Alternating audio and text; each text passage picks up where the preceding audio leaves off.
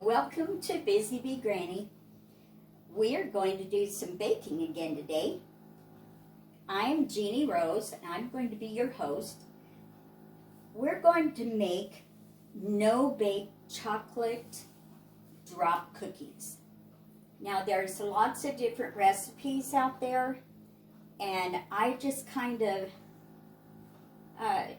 do what I was taught first, and hopefully they turn out good. Now the recipe calls for, I got it written down here, 2 cups of sugar, but I'm using Splenda today, so we'll only need 1 cup of Splenda. And you need a 1/2 cup of milk. Now you can use fat-free milk, 1% milk, 2% milk, whole milk, or like I'm doing, I'm making it with canned milk. So that's how I'm doing mine. You need 1 stick of butter. That's butter, not margarine. 3 cups of Old Fashioned Oats. 1/4 cup of peanut butter of your choice. It could be chunky or it could be smooth. I like this smooth peanut butter. And sometimes if you want it more peanut buttery, you can use a 1/2 cup or a full cup. I don't like that much peanut butter, so 1/4 cup for me is fine. Then you'll need to use 2 caps full of the real vanilla extract. Now if you're using the generic kind, I would use a couple of teaspoons full, okay? And a large pinch of sea salt. Okay, so here we go. We're going to get started. I will get this going. I turn on my burner and I have in here 1 stick of real butter. We don't use margarine for the simple reason margarine has a lot of extra water, kind of soluble thing or whatever it's called to it. So I don't use the margarine. I like butter, and it's healthier for you too. So while that's getting together, I'm going to get my Splenda opened up here. And remember, we're not using as much Splenda as we do regular sugar. So if you're using regular sugar, you want 2 cups of regular sugar. But for us, we have diabetics in our family, so I like to cook things that they can eat. So we're going to make it with Splenda. And it seems that never fails. If you're in a hurry, nothing cooks fast enough. So we're melting our butter.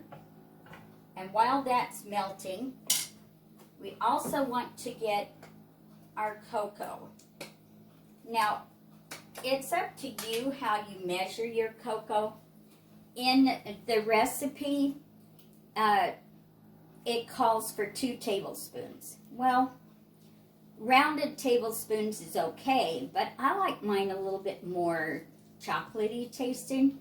So I don't measure it. I just grab me a tablespoon and dip it in the container and get out what I think will work, what I want. All right, there we go. So I'm going to dip out my cocoa.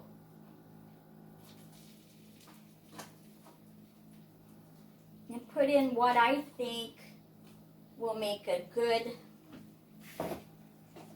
batch of cookies.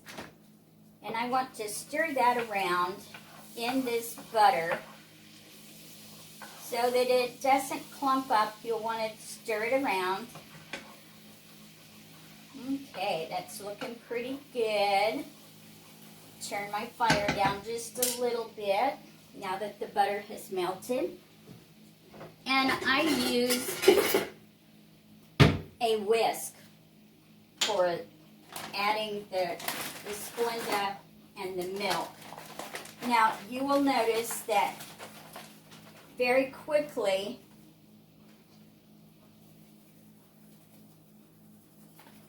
your ingredients start to kind of boil. Actually, I'm going to cut down the amount of Splenda because that looks like quite a bit. I think I'm going to cut it down and just use 2/3 cups instead of a full cup. I can always add more to it in just a little while after this cooks and comes to a boil.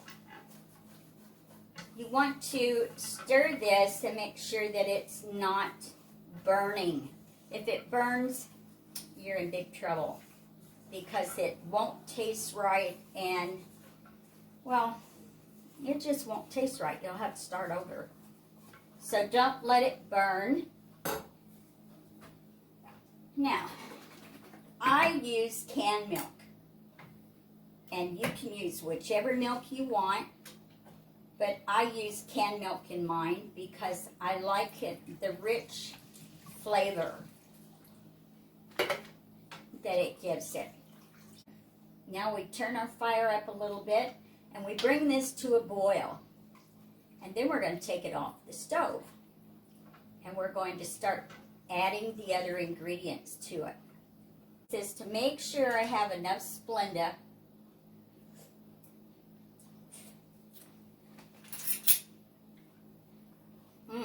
I really think that's going to be almost enough. So I think I will go ahead and add the other 1/3 cup of Splenda to this. And then just stir it in and let it come to a boil. It's better to have not enough to start out with than it is to put a whole bunch in and then find out, oh my goodness, that's terrible. It's too sweet. So when you're working with Splenda, it definitely is different and it's a little bit stronger sweet taste than the normal sugar is. Okay, so I did wind up putting a whole cup of Splenda in the mixture. Now we're going to let this come to a boil. And I'm going to get my oats, bring them over here, because we're going to start putting this together. You'll want your peanut butter. I use Skippy or Jif. I really like Jif, but the store didn't have any where we shop, so I had to stick with Skippy. And it's just as good. And you'll want pure vanilla extract. Now remember, you want only 2 capfuls. When I tell you to put it in, only 2 capfuls. If you go more than that, it's going to be overpowering. So we take that out. Oh, looks like it's starting to boil, which is a good thing. Okay, now we're going to turn our stove off. And we're going to slide this off of the heat. Now is when you want to put in just a pinch of sea salt. And I've heard people ask, how much is a pinch? Well, actually, let me look at this. A pinch is smaller than 1/4 of a teaspoon. Okay? Put that in there and stir that around just as quickly as you can. Now you're going to add your peanut butter. Now, a lot of people, like I said before, they like a lot of peanut butter. But I'm not that much on peanut butter in these, so I'm not going to make a full cup of peanut butter. I'm just going to dip in here and take out about that much, maybe a little bit more. And we'll do probably 1/4 a cup of peanut butter. Okay? Now, you're going to stir that around while this mixture is hot, you want your peanut butter to kind of melt in there. So you keep stirring it till your peanut butter is fully melted. There we go. And it's looking pretty good. Now, if you have a favorite recipe that you would like to share, I would be more than happy for you to send it to me, and I will try it out. And if it works and I like it, maybe we can do an episode with a recipe that you like, something that you enjoy. Okay, we have our peanut butter is all melted. Now, we're going to put, remember, 2 capfuls. Now, these caps are not very big, but, well, I guess I should open it. They're plenty enough for you to use as a measuring spoon. There's 1.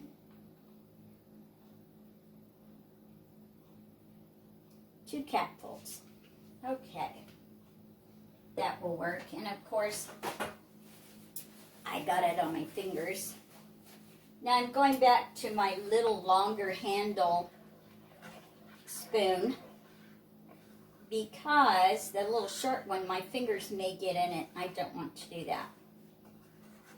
So now that you have this mixture all mixed up, you start adding your oats. Now your oats, I add a cup at a time.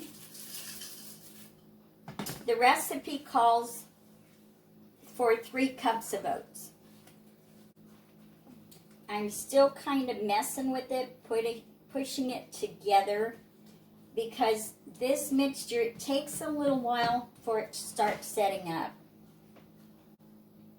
Now these will take about an hour to 2 hours in the refrigerator to set up, to get cold. So if you're planning on having them for a dessert for company, you want to make these up a day ahead of time. I hope you've enjoyed our little session with making no-bake cookies. So we'll end right here, and let me know if you tried them and if you liked them. Remember, if you don't want to use canned milk like I do, you can use regular milk. And I would advise that you let it sit out just a little while and use the full half a cup. And if it looks like it's too dry, add a little bit, tablespoon at a time, more. And if you add more peanut butter, it's going to stick together better. Okay, that's it for today. I hope you enjoyed visiting with Bizebeegranny in Studio B. You have a good day now. Bye.